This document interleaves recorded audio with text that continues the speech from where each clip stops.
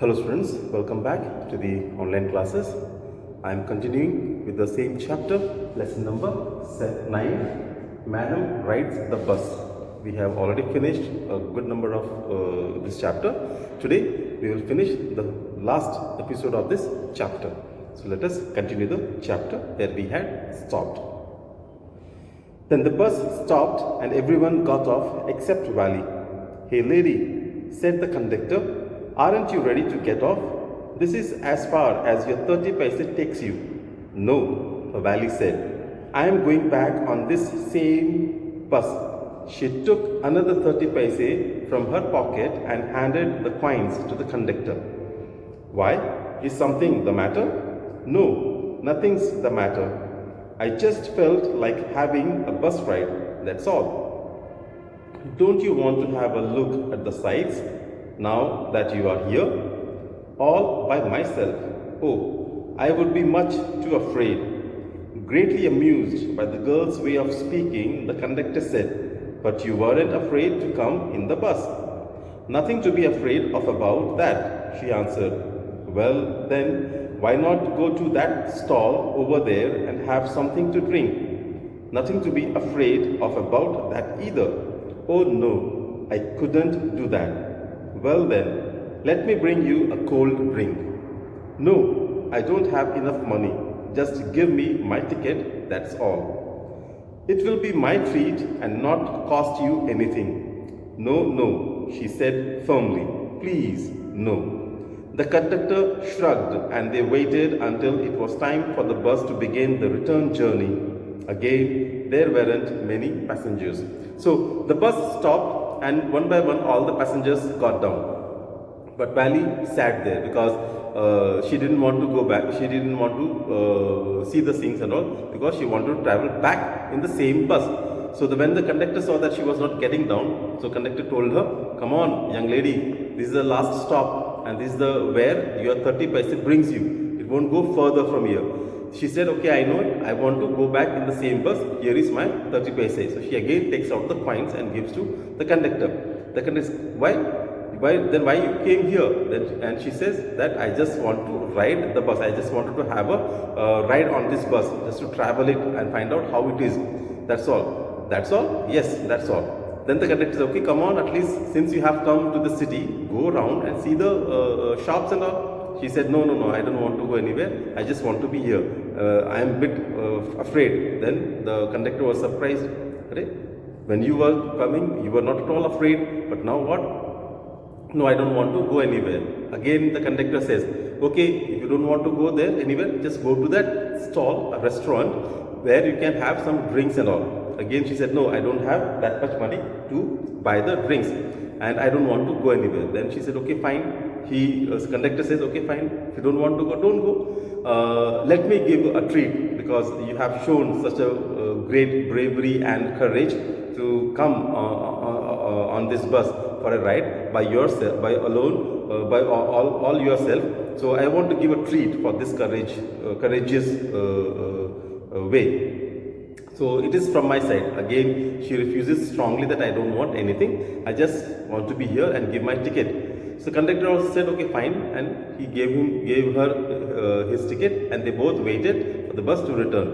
After half an hour so maybe the passengers came and sat and the bus again started back to the village. Again, since it was the afternoon time, there were not many passengers in the bus. "Won't your mother be looking for you?" the conductor asked when he gave the girl her ticket. "No, no one will be looking for me," she said. The bus started and again there were the same wonderful sights. Valley wasn't bored in the slightest and greeted everything with the same excitement she had felt the first time. But suddenly she saw a young cow lying dead by the roadside, just where it had been struck by some fast-moving vehicle. The conductor then asked whether her mother will be worried about her if she is not found there. And she says, "No, my mother won't be worried." And then again she started enjoying the sightseeing outside the window. There was no less enthusiasm as she had when she was coming to the city. She was just enjoying it and all of a sudden she saw this cow, dead cow. which was hit by a vehicle and which was not moving, which was just lying down on the roadside. Isn't that the same cow that ran in front of the bus on our trip to town? She asked the conductor. The conductor nodded and she was overcome with sadness. What had been a lovable, beautiful creature just a little while ago had now suddenly lost its charm and its life and looked so horrible, so frightening as it lay there, legs spread-eagled, a fixed stare in its lifeless eyes, blood all over. So when she saw this cow, to make it confirm, she asked the conductor whether this was the same cow which was running in front of our bus when we were coming to the town. And the conductor just nodded his head. The sadness and grief overcome on her face. She was filled with sadness and there was no more happiness, no more joy, because she saw this cow an hour ago which was running about, which was full of life, which was very active, and now it was dead still. Legs were spread, her eyes were still glaring out. So she felt very sad about it, and then all her interest, all her watching out stopped. She just sat down on her seat. The bus moved on. The memory of the dead cow haunted her, dampening her enthusiasm. She no longer wanted to look out the window. She sat thus glued to her seat until the bus reached her village at 3:40. She stood up and stretched herself. Then she turned to the conductor and said, "Well, sir, I hope to see you again." "Okay, madam," he answered her, smiling. "Whenever you feel like a bus ride, come and join us. And don't forget to bring your fare." She laughed and jumped down from the bus. Then away she went, running straight for home. So she just sat there as if a glue was pasted on the seat. She was not moving at all. All her enthusiasm was gone because she was always remembering that dead cow again and again.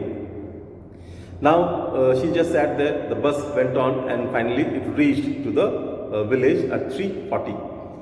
She got up, stretched her arms and all, and then thanked the conductor and said, we will meet once again some other time.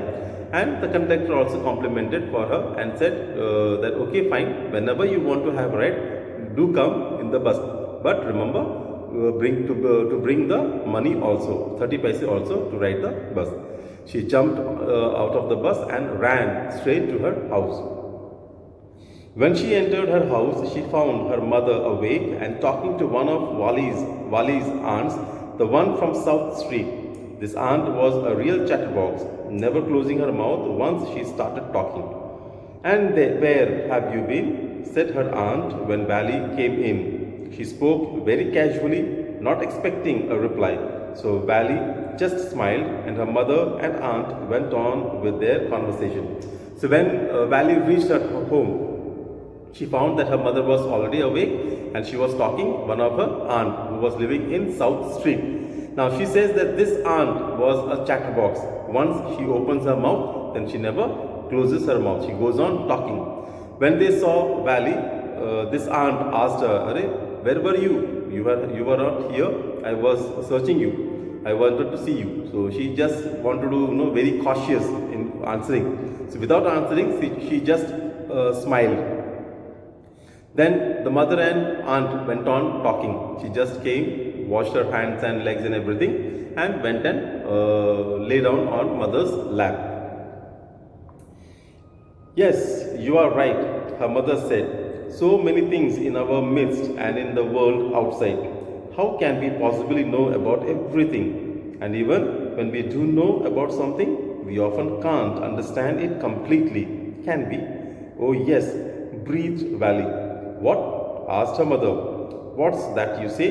"Oh," said Wali, "I was just agreeing with what you said about things happening without our knowledge."